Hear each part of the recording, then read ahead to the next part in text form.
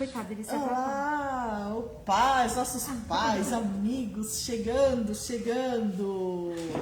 Boa noite! Boa noite, turma!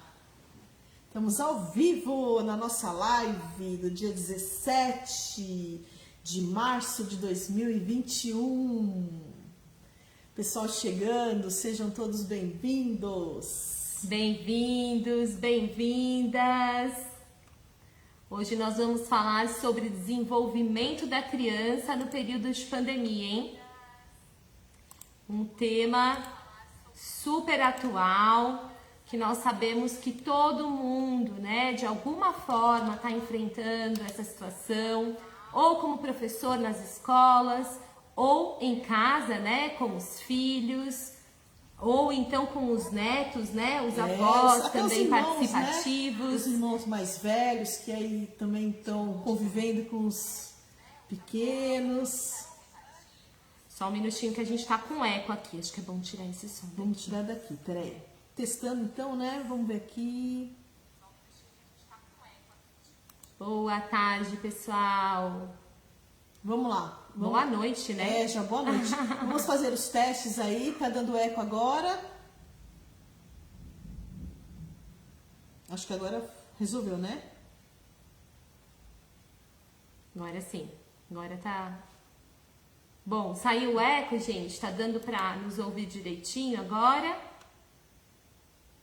Tá? Ah, então, ó, recebemos um joinha aqui. Então tá bom. Joinha, coração. Boa noite, Edmir. Boa noite, Sandro. Boa noite. Vamos aguardar mais um pouquinho pra gente começar. Mas por enquanto, né, Edmara? Sim. Olha, deixa eu antecipar um pouquinho, que nós estamos aqui escutando vários trovões, né? Então é live, né? Tudo pode acontecer e vamos tomar que nada aconteça de estranho. Mas se caso esse trovão cair muito perto, a gente tá com um sonzinho de trovão aqui de boa chuva que deve estar chegando. Se nós sumirmos, foi por conta da chuva. Mas a gente volta. Boa noite, Juliana Domingues! Tudo bem? Boa noite, Ana Paula Freitas! Boa noite, Elis! Olha só quanta gente legal, hein? A gente tem uma escritora aqui, entrando aqui na nossa live, Ana Paula. Depois a gente vai falar um pouquinho do seu livro, viu, Ana? É, novíssimo, lançado aí esse final de semana, tá fresquinho. Juliana, super educadora, né, Juliana? Educadora física. Daniel, professor de arte, de história, teatro, polivalente, né? Temos a Elis, grande psicóloga, pedagoga, formadora também, né, Elis? Trabalha com formação, né, dos professores da rede estadual. Pessoa mais que querida, quanta gente bacana aqui com a gente, hein? Muito obrigada por estarem aqui conosco. Mais uma live, né? Espero que os assuntos estejam legais para vocês, comentem. Hoje é muito importante, pessoal, o comentário de vocês, a participação. A gente quer que vocês atuem bastante conosco aqui no decorrer da nossa live. Isso mesmo, Sandro, educador físico, psicomotricista. Sandro, acho que você pode contribuir com a gente. Ó, todo esse pessoal que tá entrando aí, ô Edmara, a ideia é que a gente faça mesmo um debate, né? Que a gente possa construir coletivamente muita coisa boa. Luísa! A Luzia. A Luzia, Jornal Viver em Bugaçu, sempre participando com a gente, compartilhando. Lu, beijo, muito obrigada por estar conosco também. Obrigada, Luzia! Liliana, boa noite. Boa noite, Lili! Como que tá o Matheus?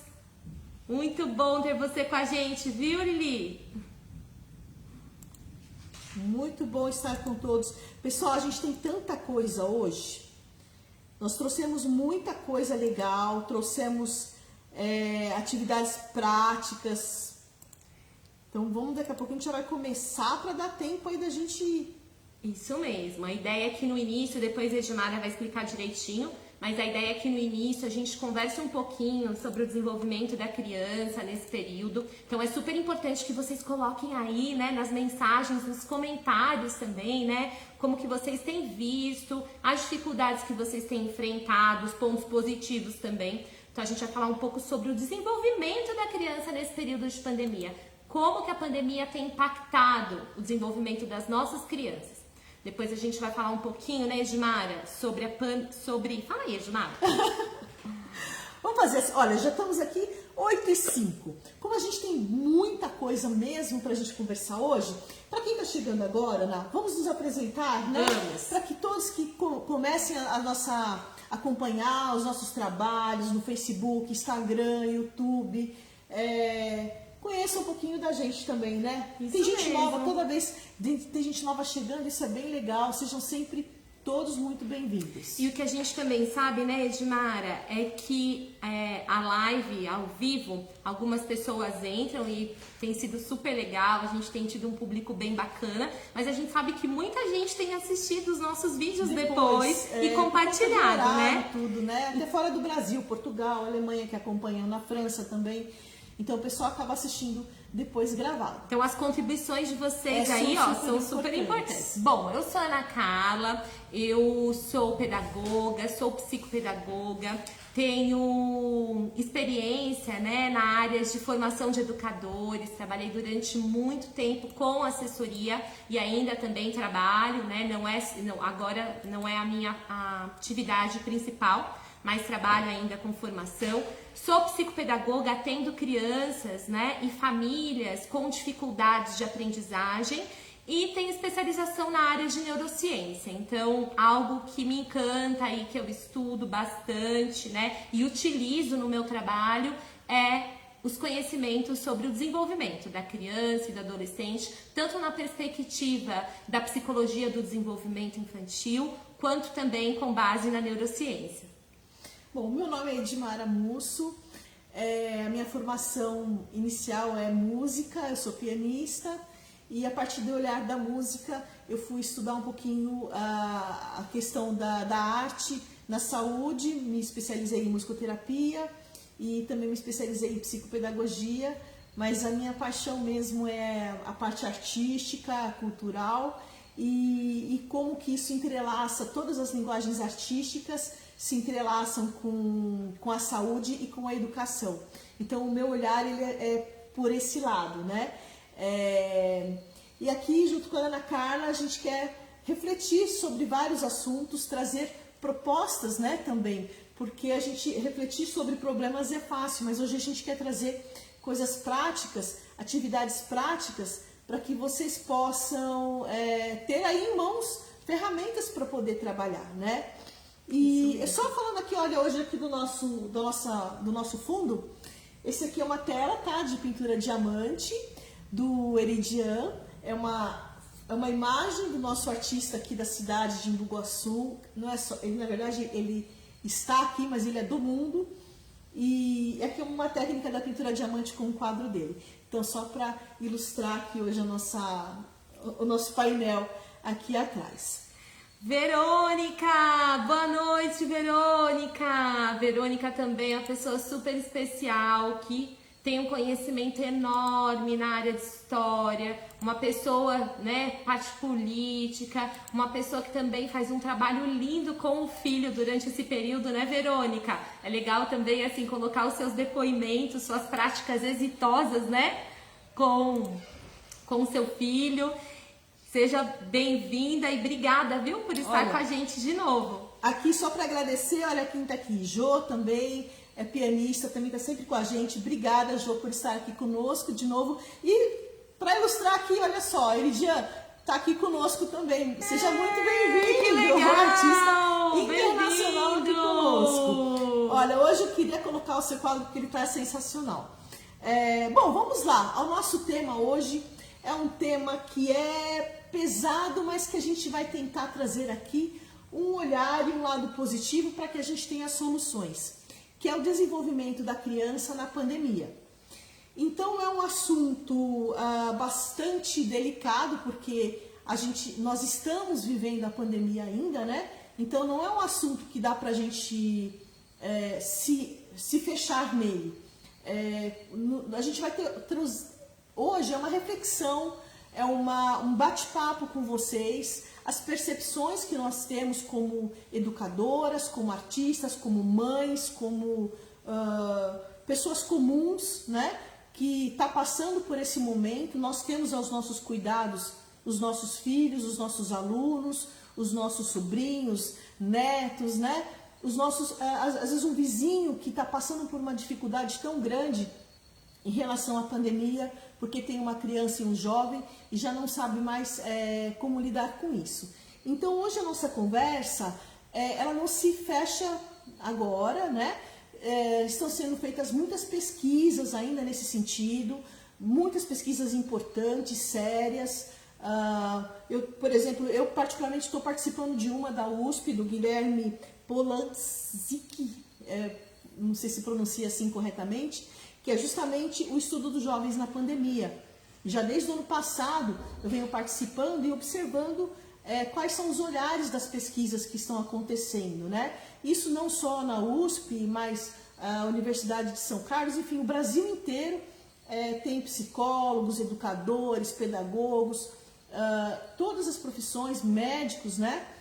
Estudando muito sério como que as nossas crianças estão se desenvolvendo, né? E mais triste, o que elas não estão se desenvolvendo durante esse período da pandemia.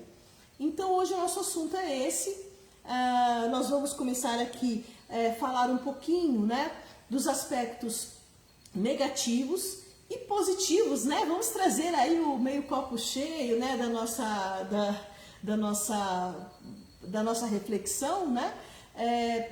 Da pandemia, do desenvolvimento da criança no ambiente familiar e também no ambiente educacional, que isso tem sido um grande reflexo, né, na vida das famílias, a questão das escolas, como está sendo condicionado, né, esse tema referente às crianças não estarem indo para a escola. E nós vamos também trazer, né, o lado positivo, negativo e positivo. Vamos encontrar, né, vamos espremer a laranja para achar coisas positivas que isso tudo pode estar trazendo. E no final nós teremos aqui várias atividades práticas. Então nós trouxemos a Ana para todas as idades, né, Edmara? Para todas as idades, do bebezinho de 0 ao adolescente. Então a gente quer colocar para vocês na prática possibilidades de se estimular o desenvolvimento da criança e do jovem dentro desse período que a gente está como pandemia. Então é claro que essa live ela vai ser dinâmica, porque amanhã pode ser que tudo mude, né?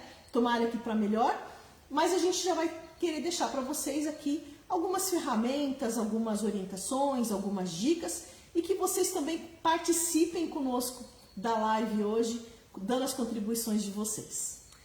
Edmara, antes de nós entrarmos no tema, eu queria só uma coisa que depois, né, a gente faz a live, depois em casa a gente dá uma assistida para ver o que foi legal, o que pode trazer de diferente das próximas vezes.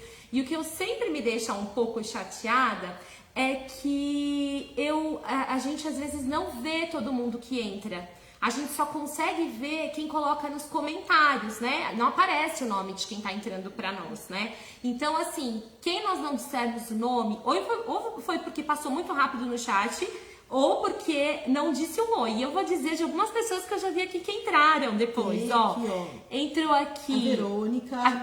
A Verônica. O Edgar, que tem filha pequena. Olá, né? Edgar. Então, não são só educadores, são pais que estão muito preocupados, cuidadores, né? São todos muito bem-vindos.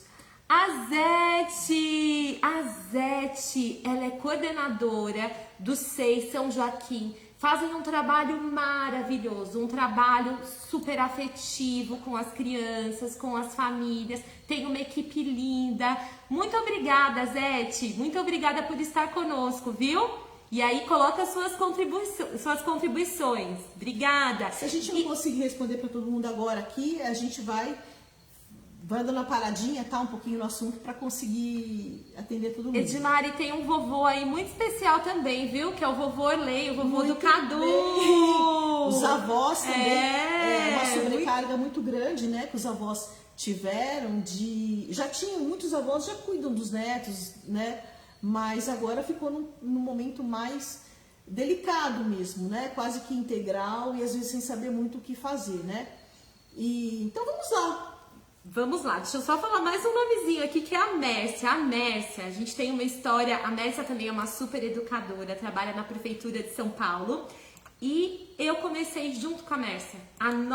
Nosso início na educação foi juntas, né, Mércia? Lá no CIEE, no Centro de Integração Empresa-Escola, trabalhando com alfabetização de jovens e adultos. Mércia, obrigada por estar conosco, viu?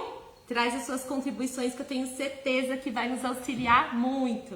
Então vamos lá. Pessoal, como a Edmara disse, né, esse é um momento novo para todos nós, né? Porém, embora tenha começado há um ano, né, Edmara, já existem pesquisas saindo que estão acompanhando como que tem sido o desenvolvimento das crianças, dos adolescentes, dos jovens durante esse período de pandemia, nos aspectos cognitivos, nos aspectos socioemocionais, nos aspectos motores. E o que as pesquisas elas estão trazendo? E a gente observa isso, né? Nós que trabalhamos em escola, nós que temos filhos, que temos contato com crianças, eu sou psicopedagoga, então atendo crianças também. E o que nós temos percebido? Que esse período é um período que já está desencadeando déficits, não só déficits escolares, né? Não só em termos de conteúdo, no sentido de que as crianças acabam não tendo todos os conteúdos, assimilando todos os conteúdos que deveriam, né, assimilar durante o período, durante o ano letivo. Mas é um período que já está desencadeando déficits cognitivos nas crianças. Então, as estruturas cognitivas das crianças já estão sendo impactadas. E isso é algo que é muito importante nós pararmos e pensarmos, né? E cuidarmos disso, né? Para que a gente consiga fazer um trabalho agora, que seja um trabalho de redução de danos, para que isso não impacte a vida das nossas crianças no futuro, né? De uma forma maior, para que isso não gere consequências maiores no desenvolvimento das nossas crianças, né? Esses déficits cognitivos, eles têm ocorrido devido à questão da estimulação, porque nós sabemos que as nossas crianças, os nossos adolescentes, eles não estão tendo as mesmas oportunidades que eles teriam, né, em tempos normais de serem estimulados. Nós sabemos que estrutura cognitiva se desenvolve a partir de estímulos de qualidade, não é a partir de hiperestimulação. Porque uma criança, um adolescente, um jovem hiperestimulado, ele pode ter problemas com isso, né? Então a gente ouve muito falar que os jovens de hoje, os adolescentes de hoje são multitarefas. Não.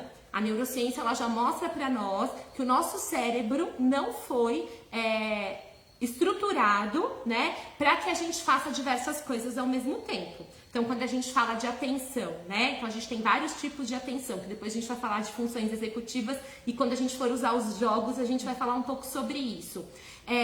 Quando eu divido a minha atenção em diversas atividades diferentes, com toda certeza eu não vou ter a mesma qualidade de atenção, né? Então, essa hiperestimulação não é boa. E a hiperestimulação também não é boa, por quê? Porque as nossas crianças, elas aprendem a depender sempre de estímulos externos. E é muito importante também que a criança, ela aprenda a ter automotivação, né? Que ela tenha também aquilo que a gente chama de motivação intrínseca, né? Então, que a criança tenha momentos para escolher o que ela quer fazer, né? E depois a gente vai falar também um pouco disso. Como que a gente prepara o ambiente? Como que a gente organiza o ambiente para que a criança faça escolhas e assim mesmo ela tenha bons estímulos?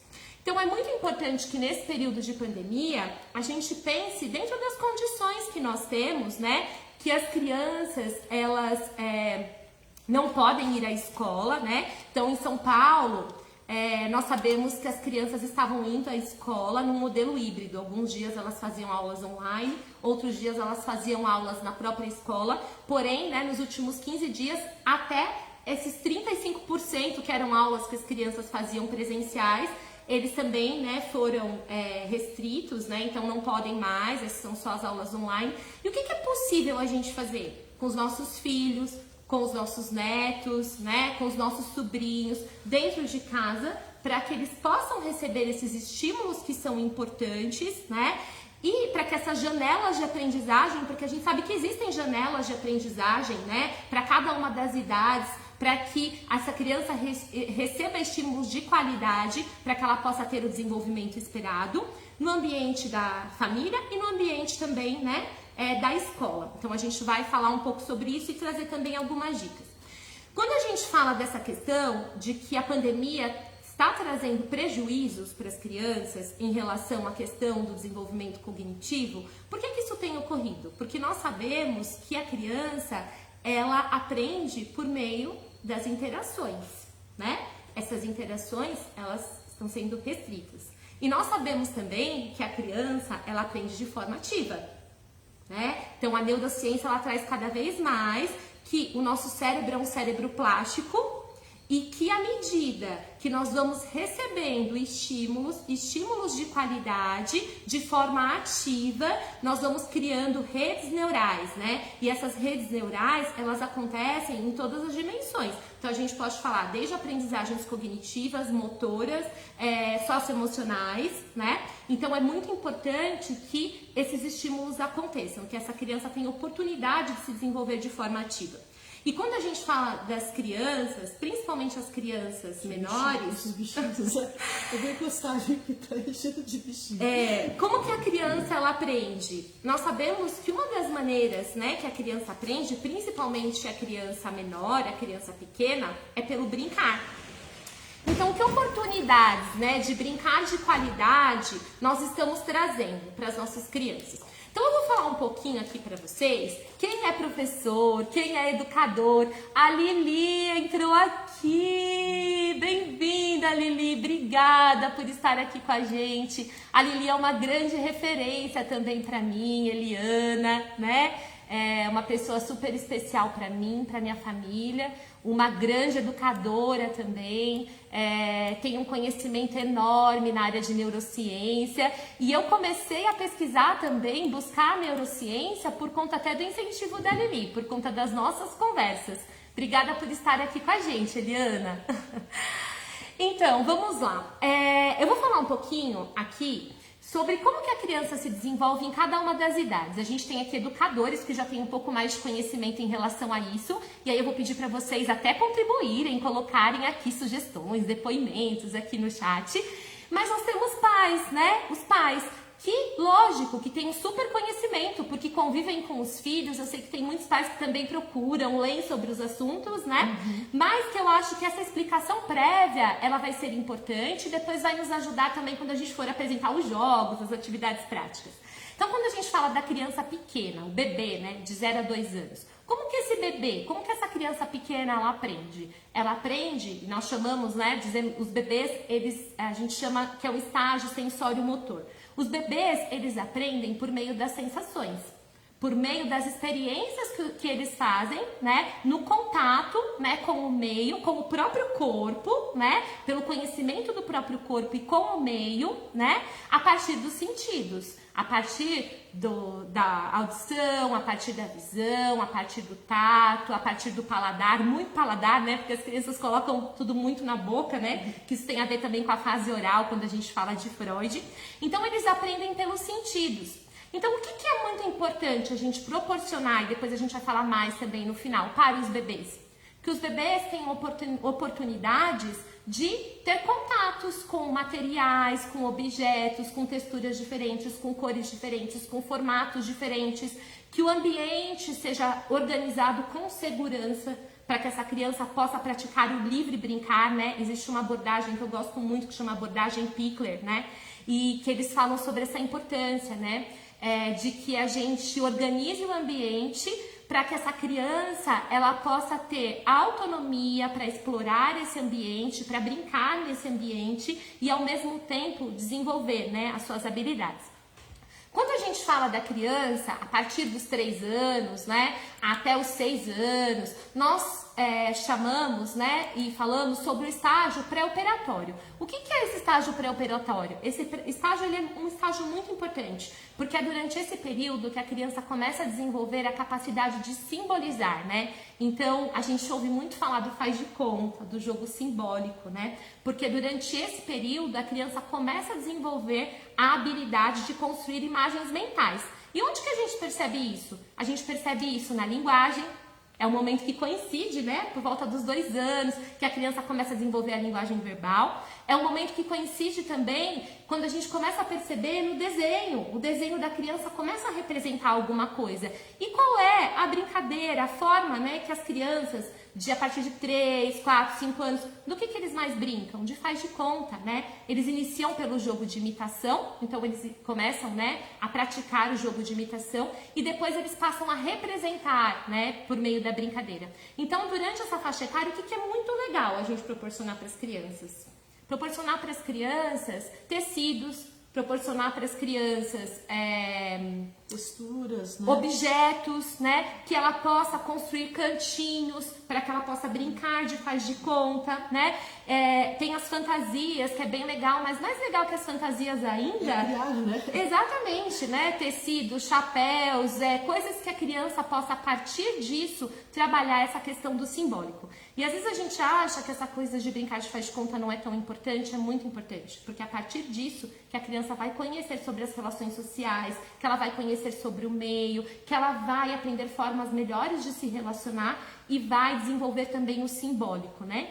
Essa habilidade de construir imagens mentais, de simbolizar, de criar, que é importante para a alfabetização e para tudo, né, ao longo da vida.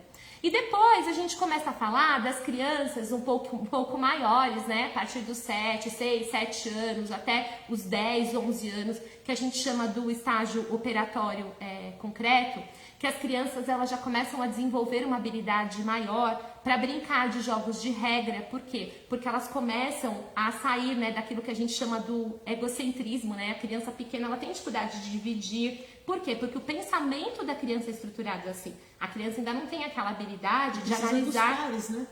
Exatamente. E ela não tem ainda aquela habilidade de analisar uma mesma situação de diversas perspectivas, né? Ela consegue observar e analisar só a partir da perspectiva dela. Por isso que é mais difícil. Porém, a partir dos 6, 7 anos, a criança já começa a desenvolver essa habilidade de brincar, de conseguir brincar mais de regras. Com o outro, né?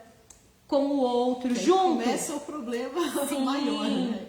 Começa a aprender a brincar junto. E nessa idade, o que é bem legal? É bem legal os jogos, né? Jogos de regras, jogos que desenvolvam essa questão do raciocínio lógico. Então, a gente trouxe vários aqui que ajudem também essa criança a aprender cada vez mais sobre a importância das regras. E a partir disso, né, ela vai estimular, várias habilidades serão estimuladas. Depois a gente vai falar de funções executivas, quando a gente for mostrar os jogos, né? Que são funções extremamente importantes, habilidades cognitivas importantes para a aprendizagem, elas que nos ajudam a nos organizar, é como se fossem os maestros, né, da nossa cognição. E quando a gente fala dos adolescentes, né, quando a gente pensa nos adolescentes, o que é muito importante, né, que é a fase mais difícil, né, com os adolescentes a gente diz que é importante a gente construir pontos, né, construir pontos para chegar a esse adolescente, para que a gente consiga ter um diálogo maior, para que a gente consiga participar da vida desse adolescente. Então, identificar os gostos desses adolescentes, né, para que a gente consiga, a partir disso, ter um momento para assistir um filme juntos e conversar sobre o filme. Jogos também que envolvam, né, essa questão do raciocínio hipotético dedutivo, né, que o adolescente ele já está nessa fase que ele consegue abstrair mais, que ele já consegue fazer mais inferências, que ele consegue construir mais hipóteses. Então, tudo isso é algo que contribui para o desenvolvimento do adolescente e que é possível a gente criar oportunidades para fazer isso também dentro de casa, né? E que quando a gente fala na perspectiva da escola, que depois a gente vai falar também, que a gente também pense em como mesmo por meio do virtual, por meio das aulas remotas, a gente possa trabalhar utilizando o que a gente chama de metodologias ativas, né? Que a gente também vai falar um pouco mais sobre isso depois. A live é longa hoje. Mas... Então vamos falar agora, Edmara.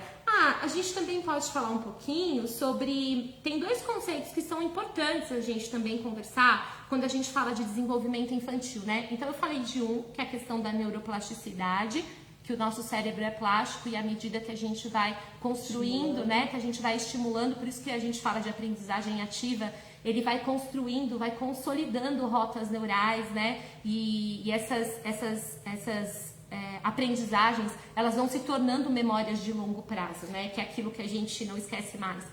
E a questão da poda. Então, o nosso cérebro, ele é tão inteligente porque ele tem também um outro mecanismo, que é o mecanismo de poda. O que é a poda?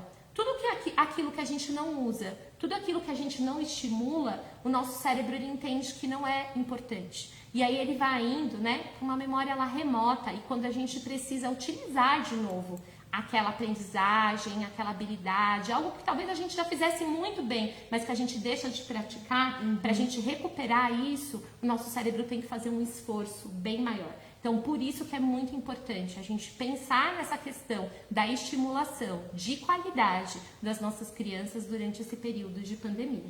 Porque isso vai ser levado para a vida inteira, né? A gente está falando, às vezes, de crianças de 0, 2, 3 anos, 5 anos, mas isso vai ter um efeito a longo prazo e a gente precisa...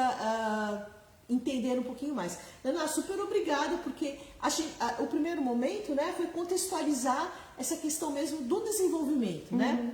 Como é que a gente pode falar se está tendo algum déficit ou não, se nós não soubermos, né, é que nem aquela história. Às vezes a gente pode dar um estímulo para uma criança de 2 anos, que já seria para uma criança de 4. Sim. Ou o inverso, né? Sim. Ou tá deixando de dar um estímulo para uma criança maior, de 6, 7 anos, porque não sabe, né? E Edmara, o que é cada momento. Isso né? é muito importante, porque às vezes a gente vai ensinar alguma coisa para a criança e a gente começa a perceber que a criança tem muita dificuldade. E às vezes a gente acha que a criança não está aprendendo, por quê? A gente acha, né, não está aprendendo porque não está prestando atenção, não está motivada, mas muitas vezes a motivação é muito importante, né, para aprendizagem. Mas muitas vezes não é por conta disso. Certo, né? É porque a criança não tem ainda estrutura cognitiva para poder, né? Maturidade neural Exatamente, mesmo, né? assimilar, né, e concretizar determinadas aprendizagens. E, então, acho que alguma dúvida, pessoal, referente a esse, principalmente para os pais, né, ou cuidadores, que o pessoal de pedagogia já conhece bem mais esse assunto, né? Mas se algum pai, algum educador, ou mesmo professor quiser colocar algum comentário dessa fase de desenvolvimento, pode fazer suas contribuições também. Olá, gente. Perguntas, contribuições aqui no chat. Tem a questão também socioemocional, né, Edmara? Que durante esse período as nossas crianças também têm sido muito impactadas, né? Em relação à questão socioemocional. Por conta das privações, por conta da questão também, né, da falta de convivência com pessoas que são importantes para elas, a questão das perdas. E uma coisa que é legal a gente também pensar é que, assim, na nossa live da semana passada a gente falou especificamente de educação socioemocional, então se alguém quiser, né, assistir o vídeo, é bem legal. A gente fala o que é inteligência emocional, a gente traz as macrohabilidades, né, da inteligência emocional. Mas uma coisa que é importante a gente observar é a questão do estresse, né? Porque a gente sabe que o estresse, ele é algo que faz parte da nossa vida. Porém, o estresse, quando ele é constante e contínuo, ele é ruim, ele é muito prejudicial. E as nossas crianças, né, muitas delas estão passando por um período longo, contínuo de estresse. E que a gente chama de estresse tóxico, que a gente sabe que pode trazer consequências grandes para o desenvolvimento neural das crianças, né? Não estamos nem falando muito de aprendizagem específica né? Questões mesmo emocionais traumas que talvez a gente ainda só vai conseguir compreender isso daqui a algum tempo, né? Agora eu vou falar um pouquinho da família, do ambiente familiar, né? Vamos lá. Entendido aí o que é o desenvolvimento da criança, do jovem, e que isso vai carregar até a fase adulta. E vamos pensar um pouco nesse momento nos pontos que realmente são negativos. E aí eu quero que vocês contribuam se faltar aqui algum na nossa lista, né? Que seria até muito grande, mas a gente não quer ficar só nos pontos negativos, né? Mas um dos aspectos que eu acredito que seja o mais difícil, né, e aí desencadeia todo o problema do desenvolvimento da criança, foi a mudança de rotina. A mudança de rotina, a gente tem uns bichinhos aqui assim. A rotina é o que dá o norte, né? A rotina é o que a gente consegue ter segurança, ter tranquilidade naquilo que a gente vai fazer. Então, uma criança, principalmente, a rotina de levantar, de comer, de estudar, de praticar uma atividade, até mesmo a rotina de ficar no celular, assistir um filme, tudo isso faz parte do sono, de que hora vai dormir, que hora que vai acordar.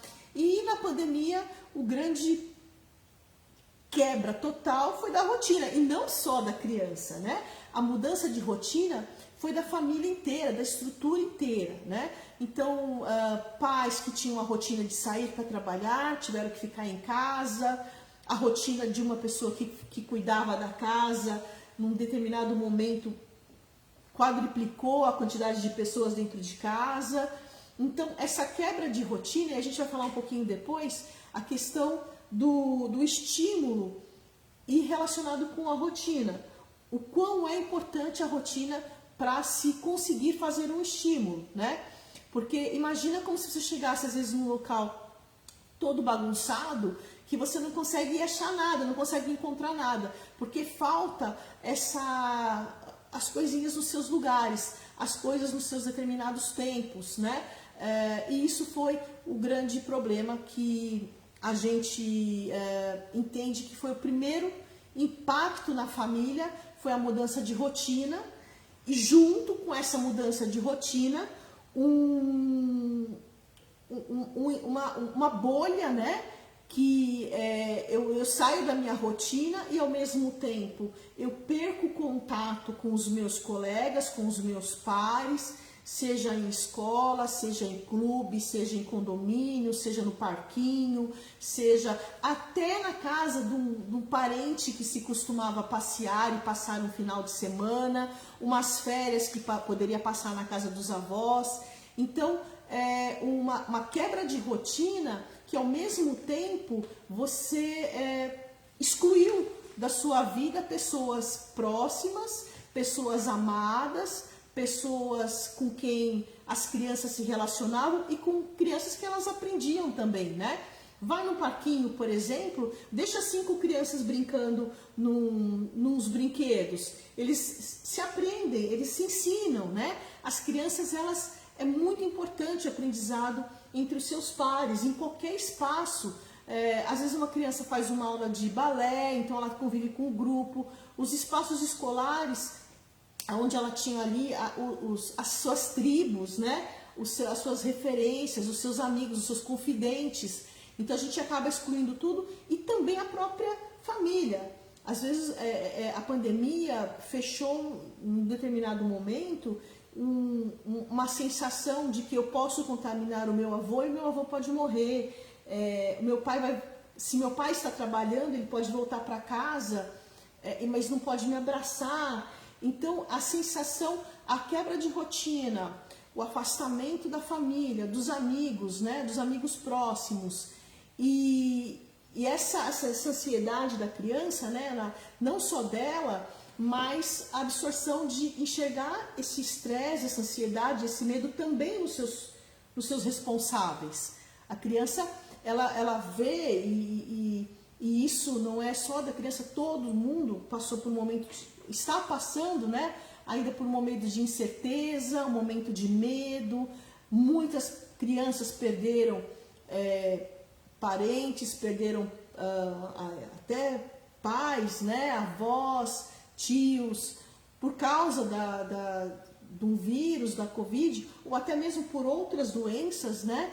Mas no momento onde você podia acontecer de perder um familiar querido e não poder se despedir. Então esse medo do adulto também passou para a criança, né? A criança, ela também entrou nesse fluxo aí de tensão, que isso prejudica todos os aspectos do desenvolvimento, né? A gente não está falando só do desenvolvimento motor, porque ela não pôde brincar no parquinho, mas tudo isso está junto, né? O afetivo, o motor, o cognitivo, né? De ter os seus pares ali se relacionando.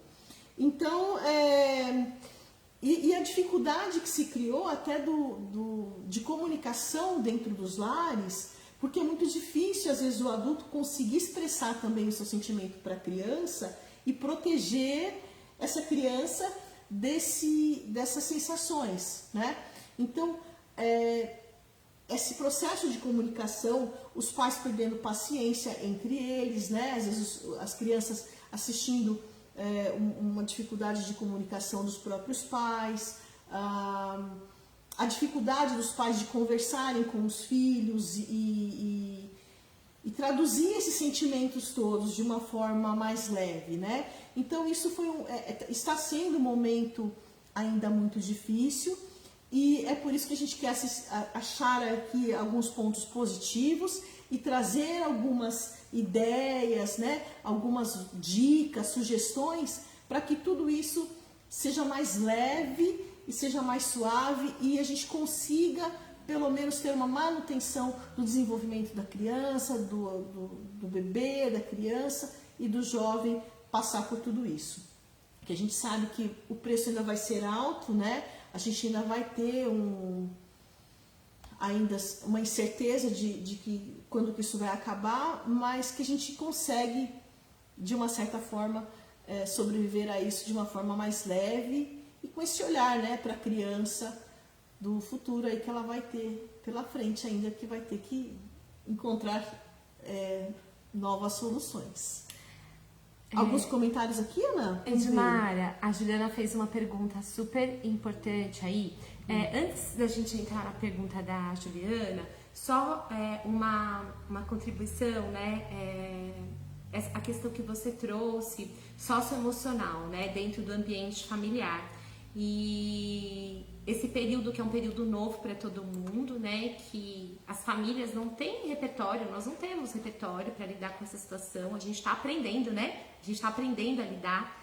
E a importância de que a gente possa mesmo, né, praticar aquela questão daquelas habilidades de educação socioemocional que podem ser estimuladas. Então, que a gente possa, durante esse período, tentar se conhecer melhor, né? Tentar conhecer a nós mesmos melhor, como que a gente reage diante de todas essas emoções, porque às vezes a gente tenta se programar para não sentir. E isso é muito ruim. A gente precisa sentir. Se a emoção tá aí, é importante que a gente sinta, né? Todas elas, né? A raiva, a tristeza também são emoções e fazem parte do ser humano, e né? que quando a gente se permite sentir também, a gente pratica a empatia, porque a gente também tá passando para a criança e mostrando para a criança que ela também pode sentir. Né? Que não é errado sentir tristeza, que não é errado sentir raiva, que não é errado sentir medo, porque muitas crianças têm que lidar com o estresse desse tipo de emoção sozinhas, porque elas têm medo de falar pro pai, têm medo de trazer pra família, né? E de repente ser até punida por dizer que tá se sentindo triste, que tem medo de fazer determinada coisa. Então isso é muito importante, abrir mesmo esse espaço, né, de empatia mesmo, de práticas de empatia, de as crianças poderem dizer o que elas estão sentindo. Às vezes as crianças não sabem nomear, mas a gente consegue ajudá-las nesse sentido, né, por meio de uma história, por meio de um filme que você pode assistir junto, né, observando a criança, porque muitas vezes ela vai mostrar com os comportamentos, ela não vai dizer que ela está com medo, ela não vai dizer que ela está com raiva, dizer que ela está triste, ela vai mudar o comportamento e observando a gente vai perceber isso. Então acho que a questão da empatia, que a gente tenha paciência, né, que a gente tenha amor com nós mesmos e que a gente também possa praticar isso no nosso ambiente adulto, familiar. Né, o adulto também se permitir isso e sentar mesmo e falar, olha, eu estou triste também, né, vamos falar um pouco de tristeza e tal. Mas aí a gente vai dando as dicas, né? Dos pontos que também são tentar a parte positiva. A Juliana colocou aqui, né? Quais sinais mostram, por exemplo, que o aluno, a aluna estão recebendo estímulos que podem não estar acompanhando com a fase ou a idade? Você quer falar depois na escola? Eu posso falar um pouquinho aqui pra Ju, né? E depois a gente entra lá. Ô, Ju, essa sua pergunta ela é muito legal. Por isso que a gente achou importante hoje falar um pouquinho, abrir a live, né? Falando sobre o desenvolvimento da criança, porque a gente entende assim que quanto mais a gente tiver conhecimento sobre isso, mais a gente vai conseguir observar, né? Se essa criança ela está se desenvolvendo dentro do esperado, está tendo um desenvolvimento saudável. E existem assim, a gente sempre ouve, né? Cada criança se desenvolve no seu tempo. Isso não é 100% verdade, né?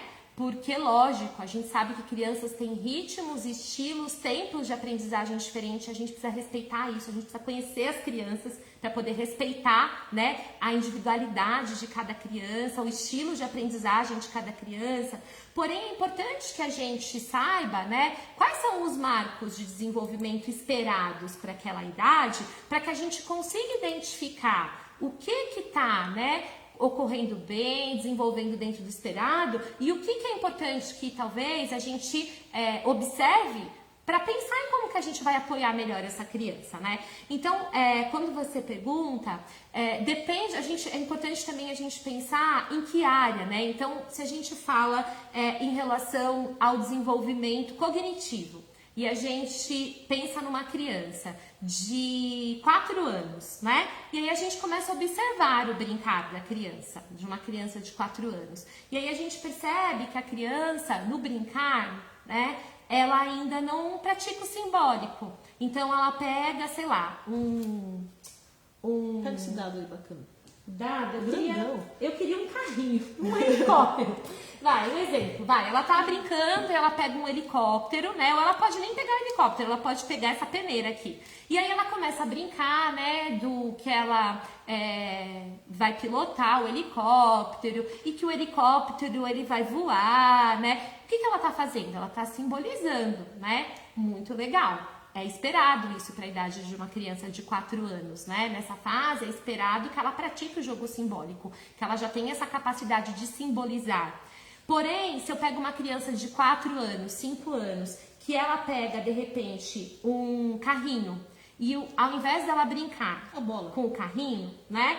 Ela começa a rodar, pega a rodinha e só roda e fica olhando a rodinha virar, né? Ela não dá para aquele brinquedo o significado que ele poderia ter, né? A gente percebe que ela não está representando, que ela não está simbolizando. Isso pode ser um sinal, né, de algo, né, um atraso no desenvolvimento que pode sinalizar alguma coisa e que é importante que a gente observe isso para que a gente possa apoiar essa criança no seu desenvolvimento, estimular essa criança, né? Um outro exemplo, a gente pega uma criança de...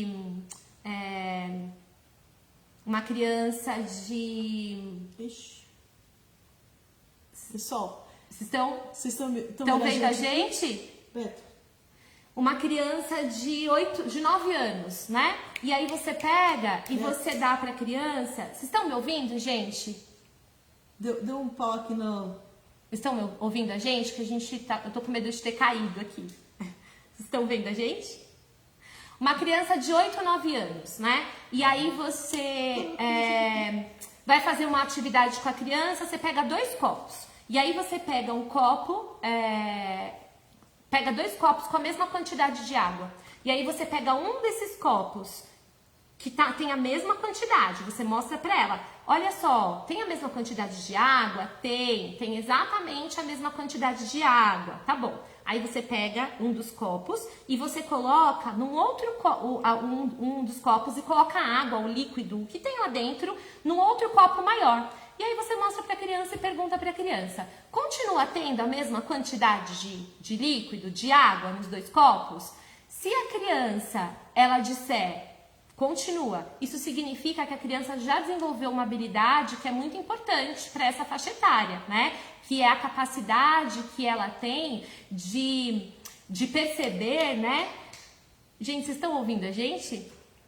É que a gente perdeu aqui os comentários. Eu vou falando, se vocês não estiverem ouvindo, que essa criança tem a capacidade de conservação. Ela consegue conservar, né? A gente percebe que ela já é capaz de conservar líquido, né? Provavelmente ela também vai ter essa capacidade de conservar quantidade, de conservar massa. Isso é uma habilidade importante para a criança, para essa faixa etária, para o estágio operatório concreto. E se ela não conservar, ela vai ter dificuldades nas operações matemáticas, ela vai ter dificuldade na alfabetização, ela vai ter dificuldade em tudo isso. Então é importante que a gente conheça esses marcos de desenvolvimento. E aí, Ju, vai depender muito da área, né, que você está avaliando, né? Se é na área motora, se é na área cognitiva, se é na área socioemocional. Então, um exemplo, é muito normal que uma criança de 3, 4 anos tenha dificuldade de brincar junto. Que você sente, que você construa as regras da brincadeira para ela brincar junto com os colegas.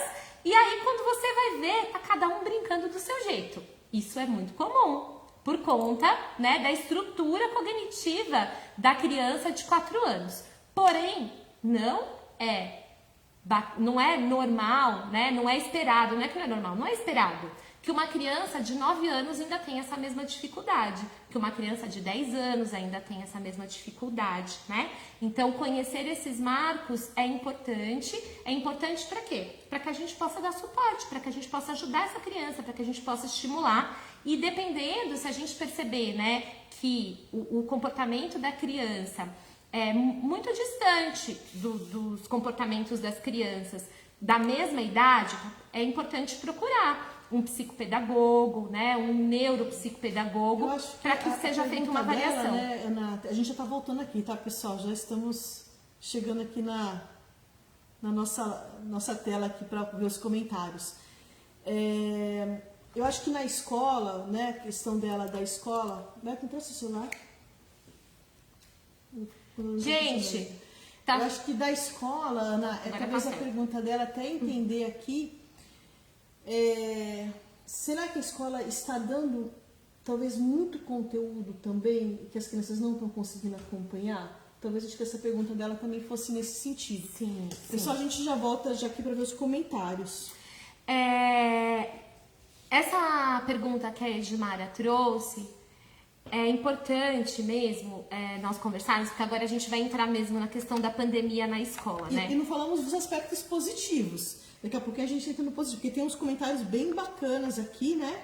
Quer ler primeiro, Edmara? É da Verônica, ela tinha colocado Vamos ouvir os negócio bem comentários legal. primeiro, né? A gente volta pra pauta Só que aqui. eu não tô conseguindo achar da Verônica aqui. Nós tivemos um pequeno problema aqui com o notebook para ver os comentários.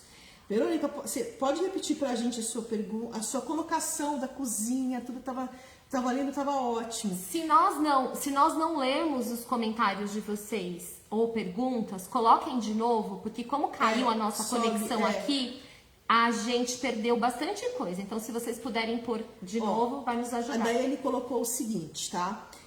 A Daiane é da área de pintura diamante aqui, dessa nossa praia de arte.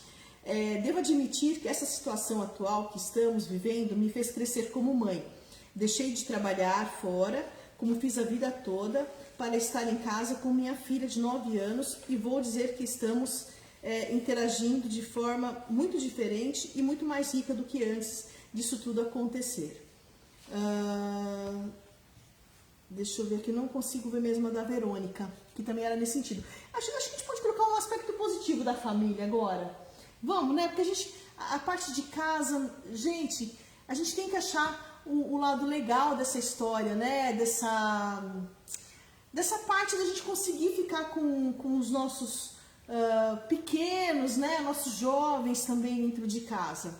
Então a gente tentou espremer a laranja ali e achar essas coisas boas, né?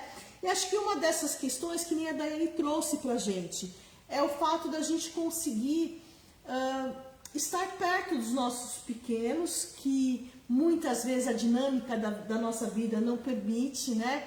A gente tem uma rotina tão louca, né? De sair, chegar, e a gente não tinha realmente tempo. Era insano dizer o seguinte: você vai parar de trabalhar, vai ficar na sua casa fazendo o trabalho da sua casa, e você vai ficar com seus filhos em casa, porque eles também não vão para a escola, e vai ficar todo mundo dentro de casa. Isso praticamente era impossível de se dizer isso, né? E, por um lado, tivemos que nos adaptar a uma realidade assim. e a possibilidade da gente também interagir com os nossos filhos, com os nossos pequenos, foi uma forma da gente se rever, às vezes como adulto, como uma criança dentro de casa, como um jovem dentro de casa. Estamos chegando aqui de novo. E eu acho que essa foi uma grande possibilidade da gente estar um pouco também, porque tivemos que dar uma baixada na bola aí do nosso ritmo, né, da nossa vida, né? E tá vindo? Tá conseguindo aqui? Vamos ver, né, se a gente consegue só ver aqui os comentários. Aqui no meu dá pra ver, tá? Então, e aí acho que foi esse momento da gente poder interagir, né, um pouquinho mais com a família mesmo, e ter que se adaptar de alguma forma. Todo mundo enclausurado ali dentro, tendo que dar um jeito disso, e graças a Deus muitas famílias estão conseguindo. É claro, nós temos ali também muitas famílias que estão com seus opressores, com seus agressores dentro de casa, e isso vai ter que ser ainda cuidado também, né? Mas vamos valorizar aí quem está conseguindo, que nem a Daiane, que teve esse momento com uma filha de 9 anos, que é um momento de fase escolar, passando por todo esse prejuízo do desenvolvimento. Uma outra coisa que eu tinha colocado aqui, que a Verônica estava colocando, leia o comentário dela. Né? A Verônica está dizendo assim: minha rotina está em envolver o meu filho no processo de cozinhar, cortar a grama do jardim, cuidar dos animais e ajudar ele na rotina escolar. Fazer as lições, estudar junto, jogar tabuleiro. Peraí, deixa eu tentar abrir assim. Jogar tabuleiros e mostrar que o vírus é a consequência do homem na natureza. É um bom debate. Muito bom, Verônica. Verônica aqui. Aí agora também temos aqui... Muito bom. Cristiane Miranda. Eu estou percebendo que minha filha estuda pela manhã, das 7 até as 12, com intervalo de 45 minutos. E depois ainda tem muitas lições. Vamos acompanhar aqui. Muitas lições de casa todos os dias. Se eu deixar o dia inteiro, isso está me preparando. Ela tem 9 anos com diagnóstico de dislexia. Vamos falar da questão da escola? Leu Dana Paula? Que acho que Dana Paula também... Temos dificuldade em olhar para dentro. Acho que isso nos incomoda nesse isolamento. Fazemos companhia a nós mesmos e a estar se fazer presentes. Então, só concluir aqui da família, que a gente entra na escola, que também é um ponto bem, né, delicado, né? E eu acho que essa busca de habilidades, como a Verônica trouxe, né, de cozinhar, aqui também a gente acabou participando dessa parte da cozinha, e realmente é uma coisa terapêutica. E mais pro final a gente vai falar da pintura diamante também, que foi uma técnica artística que a gente adotou aqui como um padrão nosso ali de relaxamento, de ansiedade, né? Adultos e crianças, a gente vai falar mais dessa técnica, porque a gente está dando um foco um pouquinho, né, sobre isso, porque logo aí vem novidades bem bacanas. E um outro ponto é a percepção também que o mundo digital está aí, né? Então, a gente ter um celular para uma criança, que a gente consiga trazer disso pontos positivos de pesquisa e com a ajuda de um adulto fazer desse uso de tecnologia em prol do benefício de se usar isso realmente como informação certa, né, e não de porcarias, mas que a tecnologia está aí, ela é uma realidade, e talvez antes fosse só um entretenimento ali para deixar uma criança com celular sem nada. E hoje em dia a tecnologia, o adulto hoje está dependendo disso, é uma realidade que veio para ficar, e eu acho que é um ponto positivo das famílias agora poderem buscar aí recursos para estar nesse mundo digital, que daqui para frente isso vai ser uma verdade, né? Não é mais só um apoio, é uma tendência, e nós vamos ter que nos adaptar e que façamos disso de uma forma positiva. Então agora vamos falar aí, Ana, da parte da escolar, que é o que pegou muita coisa, né? Vamos, eu vou só... Já estamos a 1 hora, daqui a pouco a gente faz uns jogos também. Antes de entrar na escola, só fazer 2 comentários, porque essa fala da Verônica, e depois eu vou entrar na escola falando sobre o que a Cristiane pôs. Essa fala da Verônica, né, ela traz também muito, né, desse aspecto positivo que a Edmara trouxe agora, de que o período da pandemia, ele também nos trouxe oportunidades, né, de nós podermos também trazer oportunidades diferentes para os nossos filhos, né? E eu acho que a ideia da live de hoje é exatamente isso, né? Quando a gente fala do novo normal, é exatamente isso. É um momento que a gente está tendo que ressignificar nossas formas de lazer, nossos momentos de convivência, né? Então essa coisa de cozinhar junto, de cuidar dos bichos, né? De plantar, do jardim. Olha só, né? Já plantou, plantamos jaca, plantamos... Quantas coisas importantes, né, que a gente está trazendo oportunidades das crianças se desenvolverem, de estreitarem laços afetivos, né? Descobrirem novas habilidades, Sim. né, que não tínhamos tempo mesmo. Às vezes você fazer uma comida é uma coisa que leva ali um preparo, né, e fazer disso até um momento de educação, né, de medidas, matemática, química, né, aproveita fazer desse momento em casa um aprendizado também, né? E a Ana Paula, quando ela traz, né, isso que a Edmara trouxe, né, essa questão, a Ana Paula, ela fala, né, que esse período de pandemia tá nos fazendo olhar para dentro e nós estamos agora percebendo coisas que talvez por conta da nossa rotina, né, nossa rotina pesada do trabalho, dos passeios, das viagens, de tudo, nós não olhávamos para isso, era como se fosse uma fuga, né? Pra gente não olhar para nós mesmos, para dentro de nós, para dentro da nossa família, resolver coisas que precisam ser resolvidas. Então é uma oportunidade mesmo, muito legal.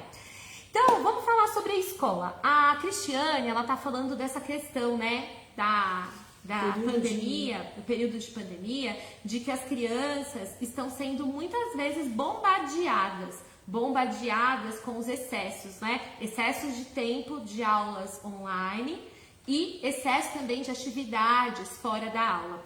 E isso é importante nós conversarmos, por quê? Porque é lógico, né, que a criança, ela precisa sim, a gente não pode ficar tanto tempo sem aula, né? Já faz um ano. Então, a ferramenta virtual, ela é importante, as aulas remotas, elas precisam acontecer, né? Isso é essencial para a gente poder, no final dessa pandemia, não ter um gargalo tão grande de prejuízos. Porém, é muito importante que a gente pense nas dosagens, né? Porque a gente sabe que estar por 5 horas diante de um computador não é a mesma coisa de estar por 5 horas no contato com os amigos, fazendo atividades coletivas, no olho a olho, é muito diferente. Então, é muito importante mesmo, né? Agora a gente está falando da escola, que a gente pense em como fazer, né? Não tem como a gente pegar a escola e colocar os mesmos métodos, a mesma forma que a gente fazia pelo virtual. A gente tem que ressignificar também, a gente tem que pensar que metodologias que a gente vai usar para motivar esse estudante, para que ele consiga ficar assim mais tempo, né, atento às atividades, para que ele queira realizar. E que a gente consiga, mesmo diante da questão tecnológica, mesmo diante, né, das aulas remotas, proporcionar uma aprendizagem ativa, porque a gente sabe que as crianças aprendem de forma ativa, né? A gente sabe que a aprendizagem passiva, ela não existe. Então, essa coisa do professor pegar lá o conhecimento, a informação que ele quer que o menino aprenda, né, e depositar na criança, né, aquela educação conteudista, a gente sabe que as crianças não aprendem dessa forma. Elas podem até decorar por um período de tempo determinadas informações para depois cumprir uma prova, mas não é uma habilidade, ela não vai desenvolver habilidade que ela vai poder usar para solucionar as questões da sua vida, né? Então, habilidade a gente desenvolve de forma ativa. Então, como que a gente pode proporcionar uma educação remota utilizando metodologias ativas? Existe a possibilidade, né? Então tem como a gente propor atividades que o estudante se sinta mais motivado, mesmo estudando de forma remota. Então, quando a gente fala, existem algumas metodologias ativas que tem como a gente pensar para o online. Então, sala de aula invertida. O que é a sala de aula invertida? O professor, ele adianta para a criança, para o adolescente, algumas ferramentas com os conteúdos, né, que seriam trabalhados, e então um vídeo, e é muito legal quando a gente fala de sala de aula invertida, que a gente utilize a multissensorialidade, porque a gente sabe, a neurociência traz... A questão da dislexia precisa ter um olhar também diferenciado, né? Não só a dislexia, como N outras questões que são múltiplas numa sala de aula, que não é todo mundo tá atrás da tela, não é porque tá do outro lado da tela que virou todo mundo um número só lá atrás, né? E quando a gente fala da criança disléxica, a criança disléxica ela precisa de mais tempo para realizar as atividades, e é muito importante que para a criança disléxica a gente também divida, né, as atividades em etapas, né? Então precisa ter uma adaptação aí metodológica, né? E a criança disléxica ela tem um potencial enorme de aprendizagem, porém ela precisa que a metodologia seja adaptada. E aí quando a gente fala, né, das metodologias ativas, que eu estava dando dica, uma sugestão lá, da sala de aula invertida. Então o que o professor ele pode fazer? Ao invés de ele dar aula lá teórica, ele pode disponibilizar lá no Classroom, não sei em que plataforma que a escola está usando, um vídeo que fale sobre o tema de qualidade. Ele pode propor, de repente, uma dinâmica, uma atividade que o estudante possa fazer lá com a família dele, possa disponibilizar, sei lá, um mapa conceitual. Então, disponibilizar recursos que trabalhem o mesmo tema, mas que utilize métodos diferentes. E se a gente puder trabalhar com a multissensorialidade é melhor, porque a gente tem estudantes que são mais auditivos, a gente tem estudantes que são mais visuais, a gente tem estudantes que são mais táteis, né? E aí a partir disso, o estudante pode apresentar algo, né, para o professor, pode criar um quiz, né? Que dá para usar com as próprias ferramentas lá do Google Sala de Aula. Então ele vai criar um quiz para os outros colegas poderem responder as perguntas que ele criou a partir desse conteúdo que o professor disponibilizou. Então é importante ressignificar, né? Eu acho que as metodologias ativas fazem muito sentido. Colocou uma outra colocação aqui. Ana, não podemos deixar as crianças perderem o interesse e a alegria de aprender. Sim. Acho que essa tem de ser nossa prioridade sempre, e especialmente nesse momento. Perfeito, né, Ana? Eu pergunto para você, Ana Carla, você acha que talvez a quantidade hoje, talvez rever um pouco essa questão de quantidade e usar as métodos, assim, usar mais ferramentas, onde uma criança com dislexia, enfim, com tantas dificuldades de aprendizagem que é normal também a gente encontrar hoje em dia, né? Dar um suporte para os pais, nem que seja de uma forma diferenciada. Essa pergunta da Edmara, né, e essa fala aí da Ana é bem importante porque durante esse período é muito importante que as escolas elas façam uma avaliação e elas identifiquem, né? Identifiquem quais são as lacunas de aprendizagem que ficaram durante esse um ano aí, que a gente está trabalhando de forma remota durante esse período de pandemia. E a partir dessas lacunas, né, dessas defasagens, identificar quais são as habilidades estruturantes. O que são habilidades estruturantes? São aquelas habilidades mais importantes que aquele estudante vai precisar desenvolver para que ele consiga ter uma continuidade de qualidade, né? Então, essa questão que a Edmara traz da quantidade é muito importante. A gente precisa dosar, porque nesse período que nós estamos, estabelecer prioridades é muito importante, né? Que o professor ele consiga ter essa intencionalidade de como que a minha turma está, como que cada estudante está, o que eu vou fazer para que essas dificuldades sejam sanadas, para que essas habilidades estruturantes elas sejam desenvolvidas para que ele consiga ter uma continuidade de qualidade, né? E sempre pensando na saúde mental, a gente precisa pensar na saúde mental das crianças. E talvez isso seja um ponto até independente, né, de quantas a educação socioemocional vai ser ali já parte do conteúdo, o quanto ela vai ser importante, né, quando isso começar a retomar a saúde mental das crianças. E aí, né, Ana, que eu acho que a gente faz um link agora com as dicas que a gente vai trazer, que seria o quê, né? Uma criança já fica horas na frente do computador ali para cumprir a carga horária, ou 8 ou 80, né? Eu também tenho aí a vivência aí do que está acontecendo com os opostos, onde algumas escolas simplesmente estão abandonando a educação, passam ali alguma coisa e a coisa vai, realmente pro responsável dar conta do que está, é o mínimo do mínimo mesmo, que também eu acho que aí a criança perde todo o interesse de investigar, de buscar, né? E por outro lado, aquela quantidade excessiva, né? Então a gente tem o 0 ou 80, ou 880, como é que a gente fica nisso? Então o que a gente quer trazer hoje são algumas dicas mesmo divertidas, leves, para que você que é pai, professor, responsável, possa fazer uma atividade com o seu filho, mas não com aquela carga do você vai ter que, né?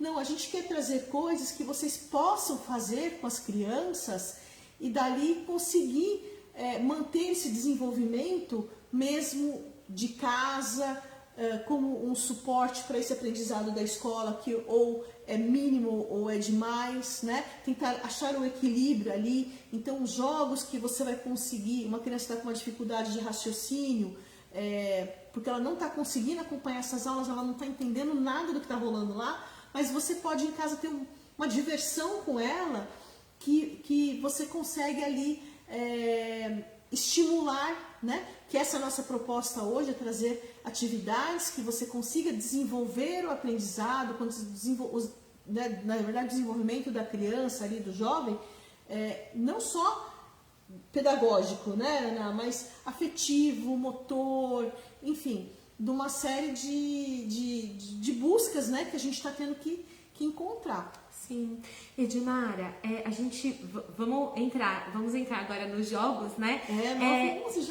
Tem só 3 comentários que eu acho importante a gente ler. Temos mais aqui, vamos lá. E aí, lendo, eu já li o da Zete, assim, que ele apareceu aqui, né? Subindo aqui? E, acho que tem uns 3 ou 4. A gente lê e aí a gente já entra aqui.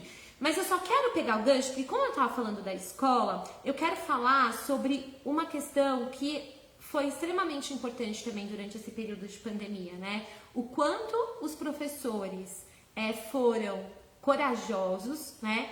E o quanto os professores tiveram que se reinventar, o quanto mesmo diante desse cenário a gente vê muita coisa legal aparecendo, né? E o quanto as famílias passaram a valorizar mais os professores. Esse é o ponto positivo, né? Porque a escola tá dentro de casa. O ponto positivo, a valorização do profissional, né? As adaptações.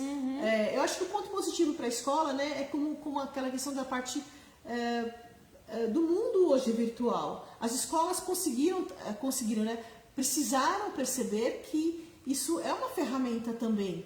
As crianças nossas sabem mexer com a tecnologia, as crianças nossas têm habilidade para mexer com tecnologia. Então a escola agora pode aproveitar isso em prol, a favor, né? Sim. Então também foi um ponto positivo do professor ali ter essa ferramenta em mãos agora, a importância né? é que as escolas deem esse apoio, esse suporte, essa estrutura, né, para o professor que é tão importante, tanto no emocional quanto em termos de ferramentas, esferas, né? Escolas municipais, estaduais, particulares, desde a criança pequena ali até o jovem ali no ensino médio, né? Como é importante ter acesso a essa tecnologia que já é realmente do mundo, não tem jeito.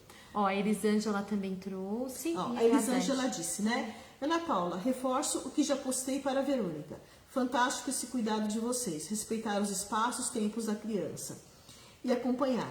Elas não separam dentro da própria casa, a escola, a casa, por mais de 1 horinha e nesse caso ainda leva na brincadeira, ou seja, não faz... Me perdi aqui. E nesse caso ainda leva na brincadeira, ou seja, não faz de conta, brincando de escolinha. Brincando de escolinha, isso mesmo. E aproveitar como aprendizado, né, sempre. Liliana, e essa rotina por uma mudança radical ao ensino online fez aos alunos aprender tudo muito rápido, mas prepará-los para o futuro deles. E com o auxílio de nós pais, nos fez relembrar de tudo que nós aprendemos. Nossa paciência e incentivo é muito importante. Cris agradeceu, Zete. O nosso maior desafio na educação infantil pública é ter um retorno das famílias quanto às atividades oportunizadas para elas, através das redes sociais. na nossa unidade. Tentamos disponibilizar em vários meios como WhatsApp, Facebook, Instagram e Classroom. E acho que isso ainda também é um grande problema, a questão de acesso de muitas famílias aos meios de tecnologia, né? Então acho que esse vai ser um grande desafio aí dos governos, permitirem possibilidade de todos terem um acesso, né, a essa realidade, Vamos lá então, vamos falar um pouquinho, e essa questão da importância da parceria mesmo, né, de que a família apoia a escola, né, de que a escola também ouça, esteja aberto para ouvir a família. Então vamos lá, pessoal, a gente vai mostrar aqui para vocês algumas coisas, né, que tem muitas, e nossa ideia é que a gente faça uma live ou até um grupo, né, só de jogos. Só para trabalhar o desenvolvimento de habilidades por jogos. Então eu vou falar um pouquinho sobre a questão das funções executivas, né? Então a gente falou da questão do desenvolvimento da criança, né? Da estimulação que é importante, a questão do desenvolvimento das habilidades, né? De diversas áreas, tanto da parte motora quanto socioemocional, quanto a questão cognitiva. E quando a gente fala de habilidades cognitivas, existem habilidades que nós chamamos de funções executivas, que são habilidades que é como se elas fossem o maestro da orquestra, né, do nosso cérebro. São habilidades que são muito importantes, que são elas que nos ajudam a sermos mais produtivos, a conseguirmos nos organizar melhor, executar melhor, né, as tarefas do nosso dia a dia, o desenvolvimento das nossas aprendizagens. Então, para o desenvolvimento, né, da criança em todos os aspectos e para a questão do desenvolvimento escolar, as funções executivas elas são muito importantes, né?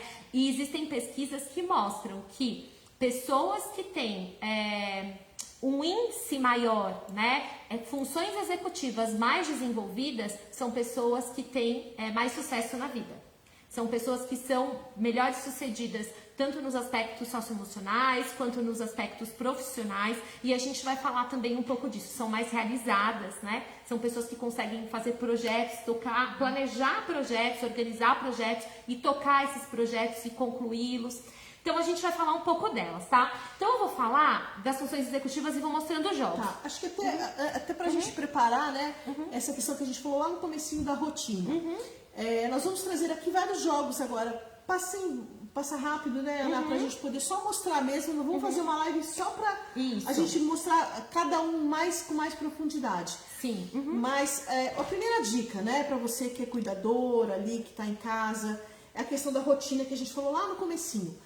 Organize o seu dia, organize o seu tempo, organize, um jogo, mas o jogo por si só, deixar ele esparramado na sala também, ele perde sua função.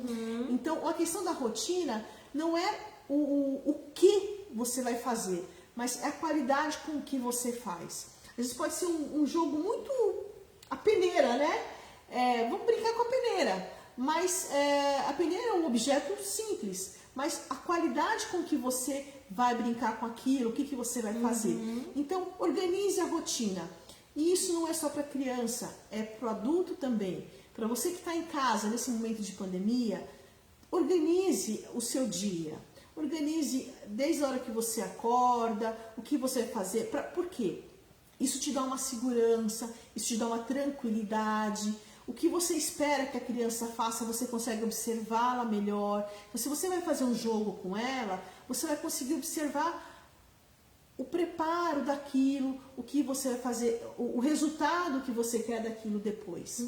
E até se der tempo, a gente até fala depois um pouquinho mais da pintura diamante, porque ela vai trazer tudo isso numa dinâmica de atividade. Mas a primeira dica, né, Ana, cuide da rotina para que você fique tranquilo, a criança e o jovem também tenham tranquilidade ali dentro do espaço da onde vocês estão convivendo. A rotina organiza, né? É muito importante.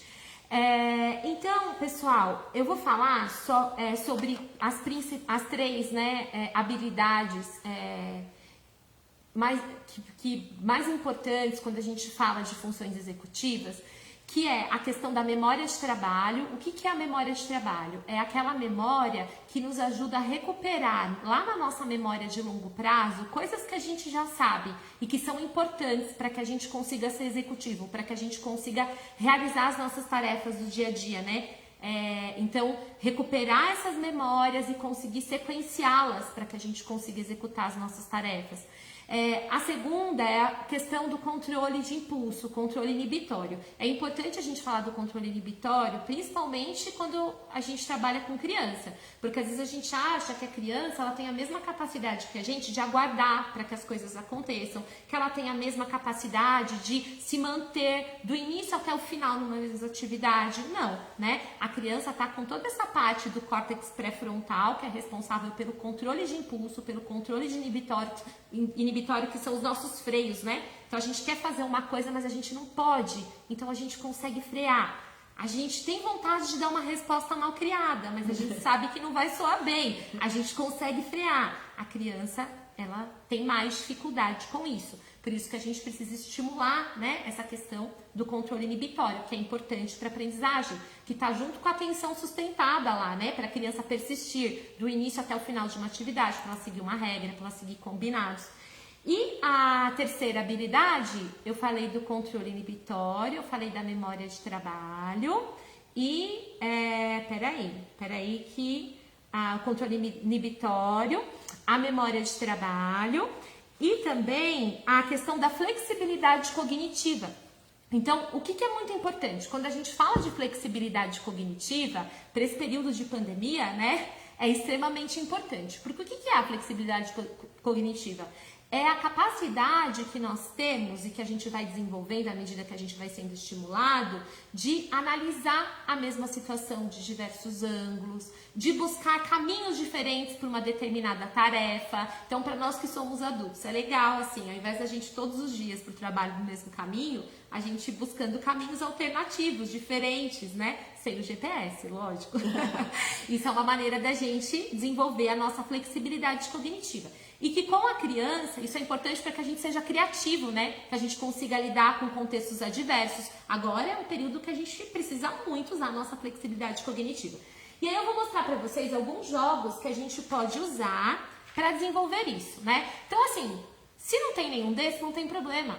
Usa dominó, usa dama, usa os jogos que você tem aí na sua casa, né? Que com toda certeza a gente vai trabalhar com regras, a criança vai ter que organizar estratégias, a criança vai ter que planejar, ela vai desenvolver essas habilidades. Mas eu vou mostrar alguns para vocês aqui que eu gosto muito, e tem vários, eu e a Edmar, a gente ficou aqui tentando escolher. Um deles é o fecha-caixa, ó. Eu vou mostrar a versão original dele, ó, tá vendo? É chiquérrima, É chiquérrima, a original. Porém, com as crianças na escola e no atendimento psicopedagógico, eu uso essa aqui. Eu uso aquela também, mas eu também uso essa aqui, porque essa aqui elas podem confeccionar, levar para casa. Então, como que a gente faz? A gente coloca aqui os números de 0 até 9. São caixinhas de fósforo. Ó, vocês estão vendo? Acho que vira ao contrário aqui, só pro pai ali ver que tem caixinha de fósforo aqui, ó. Ó, são caixinhas de fósforo coladas uma do lado da outra.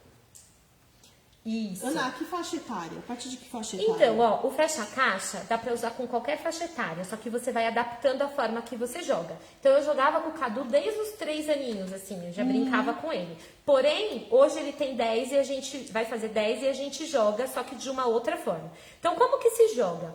Você vai jogar os dados, ó, a gente joga com 2 dados, tá? A gente joga os dados e a gente vai ver que pontuação que deu. Com a criança pequena, o que a gente faz? A gente pega, olha aqui, ó, e faz eles contarem. Quantos pontos deu? 1, 2, 3. Então, o que eu vou fazer? Qual que é a caixinha que representa o número 3? Com os pequenos, o que eu faço? Eu coloco feijõezinhos dentro, porque eles podem contar, né? A gente vai trabalhando quantificação. Aí, tudo bem, eu tenho que fechar 3 pontos. Aí a criança, né, no início, o que ela vai fazer? Ela vai fechar o 3. Mas aí eu vou jogar de novo. E saiu o 1 e o 2 de novo. Deu 3 de novo. E aí a gente vai dizer, qual é? O 3 já está fechado. E agora? O que a gente faz? Já fechei o 3. Existe alguma outra forma de fechar 3 pontos? Aí a criança vai ter que pensar. A gente está trabalhando o quê? Flexibilidade cognitiva, né? Aí, o que a gente faz? Com os muito pequenos, a gente pode olhar, mostrar os dados, né?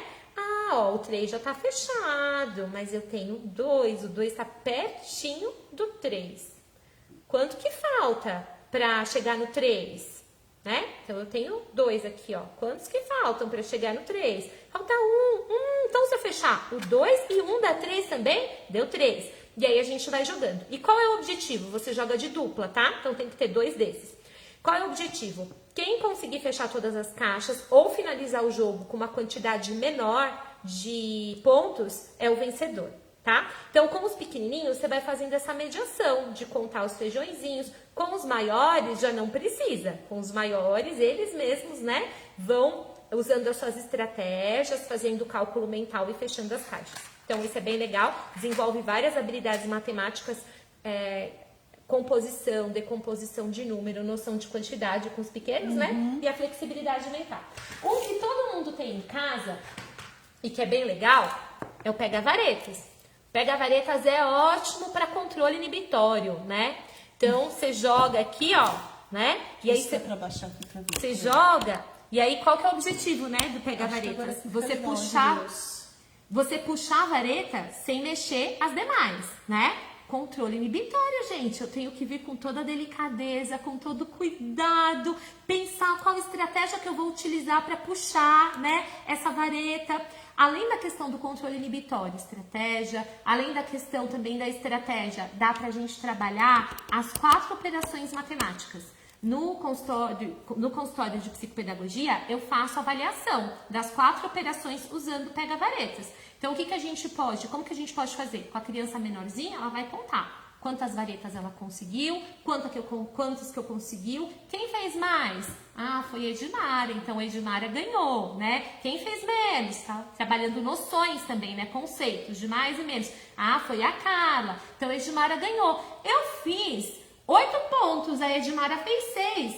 Quantos pontos a Edmara fez a mais do que eu, né? Então, você vai trabalhando assim. Com as crianças maiores, a gente já consegue trabalhar utilizando a pontuação de cada cor, né?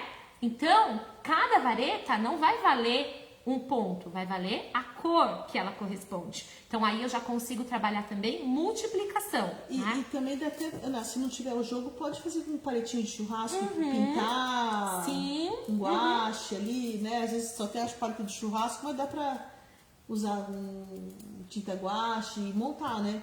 Gente, quem nunca jogou, né? Pega varetas com os filhos. Eu jogava com meu pai quando era pequena. Outro jogo que é bem legal e que todo mundo não, muita gente tem em casa é o fecha-caixa, ó. Fecha-caixa é uma história lá em casa, porque o cara-cara, desculpa. O cara-cara é uma história lá em casa, porque eu comprei o cara-cara pro Cadu. E aí eu comecei a usar, né, com as crianças no atendimento psicopedagógico. E aí foi ficando velhinho, velhinho, velhinho. Aí ele ganhou esse aqui da tia dele, da tia Mar. Esse é do Cadu, mas eu tenho um outro que eu uso com as crianças. Então, o que o cara a cara dá para trabalhar? O cara a cara dá pra gente trabalhar a questão também, né, da memória de trabalho. Então, você vai... Qual que é o objetivo do cara a cara? Cada um vai ter um tabuleiro, né? Todo mundo acho que conhece. Que tem lá as imagenzinhas com os nomezinhos embaixo. E o desafio é eu descobrir qual que é a cartinha que a Edmara tirou e a cartinha que eu tirei, né? Sendo que a gente tem os mesmos rostinhos. E aí eu vou olhando os rostinhos que eu tenho e eu tenho que elaborar perguntas que a Edmara vai me dizer sim ou não. Se usa óculos. Isso, exatamente. Se é homem, se é mulher... Né? O que a gente vai trabalhando com isso? A gente trabalha a flexibilidade cognitiva, a gente trabalha a memória de trabalho, porque a criança vai ter que ir lá buscar, né, o vocabulário dela, no léxico dela, as palavras que ela sabe, né? Ela vai ter que construir adjetivos, né? Vai ter que olhar e construir adjetivos, características para os personagens e construir perguntas, elaborar boas perguntas, né? Então, esse aqui também é bem legal, né? E assim, gente, jogar em casa, porque a criança, né, sabendo as regras, ela vai ter estímulo, né, para desenvolver essas habilidades. É divertido jogar com a criançada, né? E eu trouxe aqui também Deixa eu abaixar aqui, a mancala. A mancala, esse aqui é de madeira, né? mas dá para fazer com caixa de ovo. E dá para trabalhar com as crianças a cultura africana, porque é um jogo muito antigo de origem africana. Dá para trabalhar também a arte africana, eles terem contato com isso e depois pintarem, confeccionarem da forma que eles quiserem. E é um jogo que trabalha também o desenvolvimento dessas habilidades e que trabalha muito essa questão, né, de você semear. É um jogo que você trabalha o semear. E o que é mais legal, você semeia na cova do vizinho. Por quê? Porque você vai ter que passar por muitas vezes e deixar os grãozinhos, as suas pedrinhas na cova do vizinho para que você consiga desocupar as suas covas, né? E colocar mais grãozinhos, mais feijõezinhos aqui, ó, na sua cala, né? Isso aqui chama cala. Como que joga? Você vai semeando e você tem que semear sempre, ó, de 4 em 4. Então, eu peguei daqui, pus um aqui, um aqui, um aqui, um aqui, né?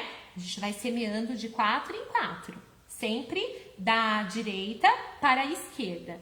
Qual é o meu objetivo? O meu objetivo é esvaziando as minhas calas e colocando, né, mais pedrinhas, as minhas calas não, as minhas covas, e colocando mais pedrinhas na minha cala. Eu só posso colocar na cala quando chegar aqui, tá?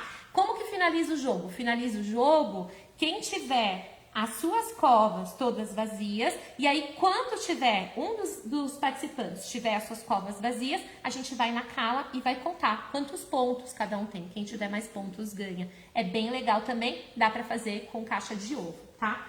E assim, e aí eu trouxe algo que é muito importante, né? A leitura. E aí eu trouxe esses dois livros, eu vou falar primeiro esse. Esse livro é um livro que para criança bem pequena é bem legal, assim como os Três Porquinhos também, né? Porque a gente trabalha com histórias acumulativas.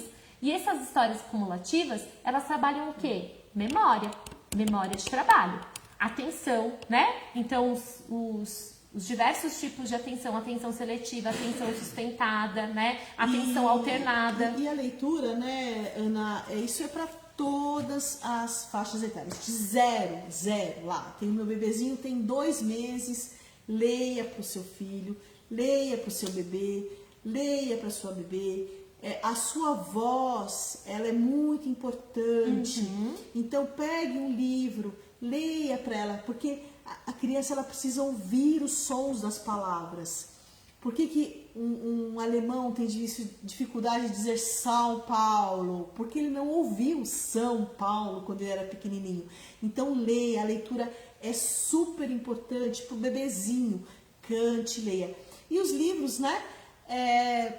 Aí vai seguir pela vida inteira, né? Aí vai seguir pela vida inteira.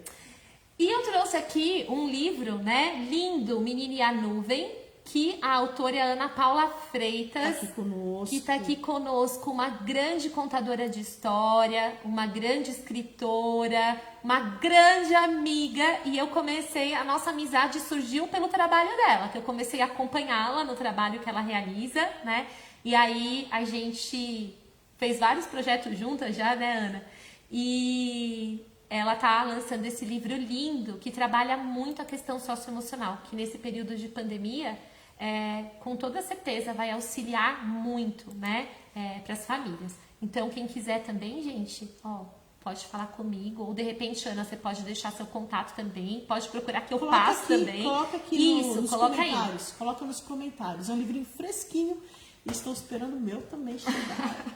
E agora a gente vai falar de pintura diamante. Que a gente tem falado bastante, tá, pessoal? Que é uma técnica artística que consiste na colagem de milhares de pedrinhas. Esse quadro aqui atrás é essa técnica. Aqui é um quadro tamanho que aqui mesmo, 50 por 40. Esse aqui a gente é um artista que eu sou super fã dele, do Eridian. Então, consiste nisso aqui, são milhares de pedrinhas coladas, tá? Então, isso é uma habilidade super legal para trabalhar com crianças a partir de 5 anos de idade. Eu trouxe aqui, olha, uns chaveiros.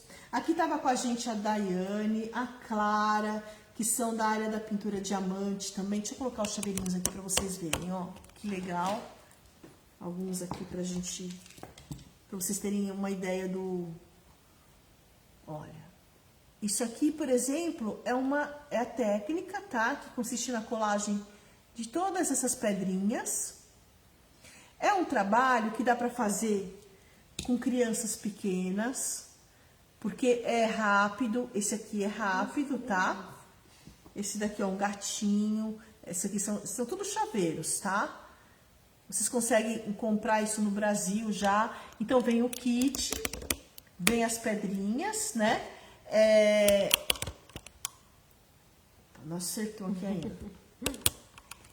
E aqui, ali com a canetinha, você vai pegando as pedrinhas e vai colocando no local correspondente. Um chaveirinho desse, por exemplo, é uma coisa com a criança pequena, você consegue fazer rápido. Ela vai ver que vai ficar um negócio bem bonitinho, bem legal. Então você trabalha coordenação motora, você trabalha foco, atenção, você trabalha planejamento, porque você vai precisar organizar esse material para você começar a fazer o seu trabalho. E o chaveiro ele é legal porque você consegue fazer e consegue ter ali todas as habilidades e fica um trabalho super gracioso, super bonitinho. A criança, ela sente que ela é capaz de fazer. Porque o que está acontecendo, né? Um grande problema do desenvolvimento, né, Ana? É as crianças não estarem conseguindo desenvolver as suas habilidades e se frustrarem. Eu não consigo fazer, eu não consigo ler, eu não consigo resolver um problema de matemática, eu não consigo entender, eu não consigo acompanhar a aula, eu não consigo escrever. E isso é uma frustração, é terrível. Então a gente tem que dar também habilidades para elas, atividades, que elas consigam concluir uma atividade, chegar até o final e terem uma autoestima. Falar, caramba, olha que gracinha o que eu consegui fazer. Aí eu posso mandar isso de presente para alguém e falar, olha, fui eu que fiz. Então isso tudo trabalha muito essas questões socioemocionais, que essas crianças hoje precisam de atividades, que elas se reconheçam, que elas se sintam felizes, que elas se sintam capazes de fazer, que elas conseguem começar, conseguem acabar e fazer uma coisa bacana. Então, a pintura diamante, ela traz toda essa proposta. Ó, essa atividade aqui, ó, foi made em pandemia, tá? Isso aqui foi feito na pandemia. Olha, dá pra ver aqui como que é o trabalho, tá? Quem que fez isso daqui foi a minha filha agora ela tá com 9 anos, ela estava com 8 anos. Porque você consegue trabalhar nesses momentos controle de ansiedade. Essas crianças, elas estão ansiosas, porque a ociosidade dá uma ansiedade, porque elas ficam querendo antecipar o que vai acontecer depois, né? Então, a pintura diamante é uma técnica muito interessante, que você consegue trabalhar com isso. Hoje nós temos aqui empresas, aí estão conosco aqui a Daiane, que tem a Art Day, a Clara, que montou a primeira fábrica aqui no Brasil de pintura diamante. Então você encontra uma diversidade de possibilidades de ter esses materiais mais fácil hoje, né? Temos outros colegas também, a Seven Hobbies também que tem trabalhado. O que também já está aparecendo, Ana, sobra muito dessas pedrinhas. Quando vem o kit vem com todas as pedrinhas para você fazer. Sobra. Então já tem gente também que já está fornecendo objetos para você poder criar a sua própria pintura diamante. Então é bem legal porque você vai criar. Uma tela dessa é para você adulto já testar a sua ansiedade ali também. Isso aqui demora. Uma pintura diamante às vezes demora dias, semanas, meses, né? E quiçá muitos meses. Então é muito legal. A gente sugere a partir de uns 5 anos, que é onde a criança já tem um pouco mais do controle inibitório, de não pegar e não comer né, a peça, né? Então é uma questão de segurança ali, mas e é muito gostoso fazer junto também, família, fazer junto. Né, isso é muito. A gente tem muitos relatos, né, dos pais trabalhando com os filhos. O meu marido e eu, a gente senta na mesa, cada um numa ponta ali, fazendo um pouco do trabalho. Então não tem, é para homem, é para mulher, é para o pai, é para o filho, é para o avô, é para o neto, é para o amigo fazer junto. Então nesse momento de confinamento foi até quando muita gente conheceu a pintura diamante. Eu conheci nesse período. Então, acho que tem aqui, tá, ó, acho que a Clara colocou aqui pra gente, né? Ainda não conhecia. A Elisângela colocou aqui até o link da Clara, né? O pessoal de mim falou que está sem som. Vocês estão ouvindo? Olha que legal que a Josiane colocou, Ismara. Eu não permito a frase não consigo na minha aula desde sempre. Muito legal.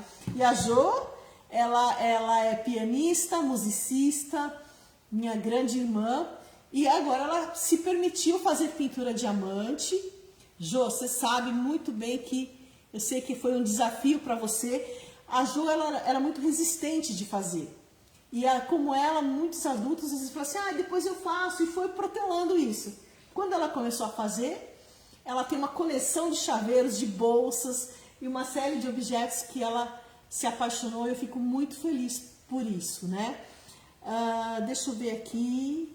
Ó, Daiane tá aqui também. Daiane, coloca o seu link aqui pra gente, pro pessoal acompanhar. Adorei os chaveiros. Eu até queria falar aqui de um comentário, Ana, que estava aqui mais para cima, da Elisângela, falando do comentário dos pais que não dão retorno, né? Por falta de equipamento e tal. E aí a Elisângela colocou, né? Então, Zete, super desafiador. Esse ponto na família, muitos estão tentando se acolher, não estão dando conta de tantas emoções, sensações pipocando. Sim. Como cuidar do restante. Difícil mesmo, importante é que façamos nosso papel, disponibilizando várias plataformas, meios, etc, de acessar, interagir-se e disponível devolver. Mas não se acontecer, não sofra tanto. Ela respondeu, sim, Elisângela, desafiador, porque também estamos passando por tantas emoções como as famílias assistidas. É difícil não sofrer porque nós, como educadores, sabemos da importância que as atividades podem ajudar nossas crianças a se desenvolverem nesse momento, para que não exista uma lacuna muito grande, mas estamos tentando fazer o nosso melhor. Obrigado pela observação, né? Uma dica legal é solicitar à família uma lista do que a criança está fazendo em casa, a partir daí construir uma trilha personalizada, relacionando as atividades que a criança está fazendo com as habilidades, conteúdos, objetivos presentes no currículo, que não precisa ser desenvolvido. Dá trabalho? Muito, mas são possibilidades de envolver família, estudante, ensino e escola. Então, o que a gente pode deixar aqui para os educadores, pessoal, falando da pintura diamante novamente, que além de ser uma ferramenta para as crianças, também é para você, educador, é para você, pai, é para você, cuidador, é para você, vó, vô, tio, é para todo mundo. Porque o que a gente trouxe aqui de jogos, às vezes vocês precisam resgatar essa criança também que está aí dentro, né? E a gente sabe que o desenvolvimento da criança está sendo muito difícil, mas tão difícil também está sendo a sanidade, o controle das emoções dos adultos. Então façam atividades que também dê prazer para vocês. Não fiquem assistindo só notícia de morte, de problemas, né? As notícias estão aí, infelizmente, a gente liga a televisão, é só isso que a gente escuta. Então preservem um pouco a saúde de vocês também. O desenvolvimento das nossas crianças depende também da saúde do professor, que amanhã vai estar com elas em sala de aula. Quantos professores estão doentes? Quantos pais não estão aguentando os relacionamentos dentro de casa? Quantas pessoas se separaram nas famílias? E infelizmente de verdade, gente, a gente tem visto pessoas próximas que não estão suportando a vida. E estão tirando a própria vida, né? A gente presenciou isso muito perto de casa, a gente fica muito entristecido, porque você que é adulto, que é educador, procure também fazer um balanço ali do que é prioridade agora. e a sua saúde mental também é prioridade. A pintura diamante, você pode, é uma técnica que a gente tem insistido muito, porque em casa a gente adota isso. Eu, meu marido, meus filhos, e eu indico os meus amigos, a Ana Carla também tem lá as telas dela, né? Gente, eu e o Cadu fizemos juntos e foi muito gostoso. E foi interessante porque o Cadu, ele tem um estilo, quem o conhece, né? O Cadu é muito sinestésico. É uma criança, assim, que ele é muito, né, do esporte, de atividades mais motoras. E foi muito gostoso para ele saber que ele conseguiu fazer uma tela, né, relativamente grande, né, do começo até o final, né? Então, isso que a Josiane falou, que na aula dela ela não permite dizer eu não consigo, isso é muito legal na pintura diamante. Porque A Jo é professora de música. Ah, Jo, achei que fosse de pintura diamante. É de música, a Jo é pintura, a aula da música. E é isso, pessoal, a gente quis trazer para vocês, né, o nosso panorama aí do desenvolvimento, como é que está hoje, né, a nossa percepção, né, como nós dissemos no começo. Existem muitas pesquisas sérias acontecendo, então a gente não se finaliza agora, não existe fórmula mágica, todo mundo está tendo que se renovar, se reinventar, né? O que a gente quis trazer foram possibilidades. Primeiro a gente trouxe, né, uma compreensão do que é o desenvolvimento da criança e do jovem, para vocês poderem ali entenderem que não se angustiem, às vezes ainda não está no momento ali, ou o momento todo é diferente, então vamos também cuidar um pouco da nossa ansiedade em relação a isso tudo, né? E então fiquem tranquilos no sentido de vamos fazer o que é possível, no momento que é possível, dentro do que é possível, e alguns jogos, possibilidades de jogos, construir os jogos em casa, fazer uma leitura com seu filho, cantar uma música, cozinhar, cuidar dos bichos, inventar uma peça de teatro, contar histórias, ler um livro juntos.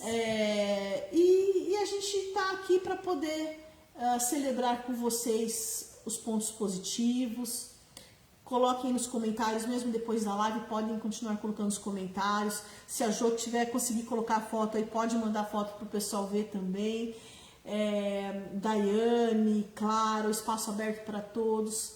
Espero que a gente tenha contribuído de alguma forma, né, Ana? Sim, sim. Deem sugestões aí da próxima live, porque acompanha a gente. Instagram, YouTube, Facebook, porque a gente vai ter uma novidade bem legal, principalmente para vocês que estão aqui escolhidos, aturando a gente há quase 2 horas, né? E participando também. Gente, muito obrigada pelas contribuições. O que foi muito bacana é que tem muita gente interessante nessa live, né, muita Edmara? Gente bacana. Então, assim, muito obrigada mesmo. Como a Edmara disse, a gente espera que tenha sido útil, e foi, porque vocês também, né, contribuíram, trouxeram informações, comentários, né, muito importantes. E isso mesmo, se vocês tiverem sugestões dos próximos temas, coloca pra gente, coloca aí nos comentários, tá bom? Muito obrigada, uma boa noite, um bom descanso para todos, e que a gente possa encarar, né, esse período aí difícil, diferente, mais possível. Com bastante resiliência, com bastante motivação, bastante flexibilidade cognitiva, né? Funções executivas, para a gente usar a criatividade. Isso aí, pais, educadores, também cuidem de vocês. A gente precisa de vocês aí inteiros para o futuro que vem aí pela frente. Tá bom, queridos? Um beijo grande, boa noite, até a próxima semana. Tchau!